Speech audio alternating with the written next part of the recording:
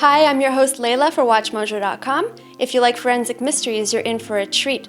Author Lawrence Goldstone takes us to the heart of The Anatomy of Deception, his suspense thriller that thrusts readers back to 1889 to the operating rooms and back alleys of Philly. You want to tell us a little bit about how you got interested in medicine? My wife and I used to write together, and we stopped because we were running out of dishes. But we had written 3 funny memoirs about people who collect old books. And afterwards, we wanted to do something a little bit different. And we saw a movie called The Red Violin, which is a cool Canadian film about a violin gets passed down through a series of really interesting owners. And we said, boy, wouldn't that be an interesting story to find a book that had been passed down through a bunch of interesting owners? And nobody could think of one. And eventually we went to the New York Public Library, and a woman turned us on to a man named Michael Servetus, who was a 16th century genius, who was a physician and he was a theologian. He's the founder of Unitarianism. He's just a remarkable figure. And he, in turn, his works were collected by William Osler. The more we studied Osler, the more we realized that we had somebody who was equally fascinating.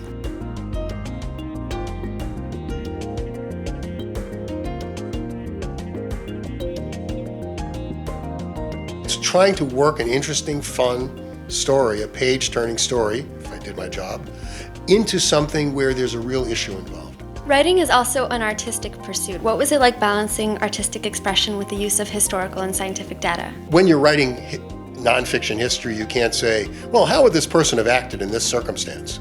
But in this, I could really do that. I could take William Osler and I could say, well, here's a man who's expressed these points of view. How would he behave when faced with these sets of challenges? The result was I came away knowing more about the period than I would have had I written a straight nonfiction piece. The Anatomy of Deception looks at pretty specific turning points in modern medicine. So what parallels can we grasp with contemporary medicine? In 1883, which is 6 years before the book was set, the foremost anatomist in America was indicted for despoiling graves because autopsy was illegal, and he almost went to jail.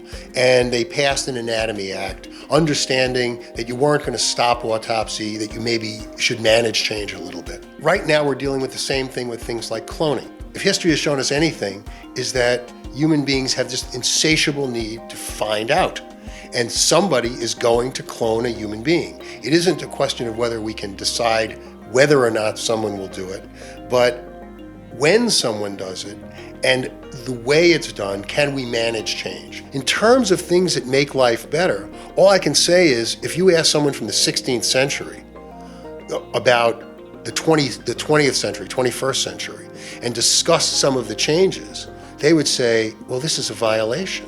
This is against God. There was a strong feeling in earlier centuries that you shouldn't cure disease because disease was God's will.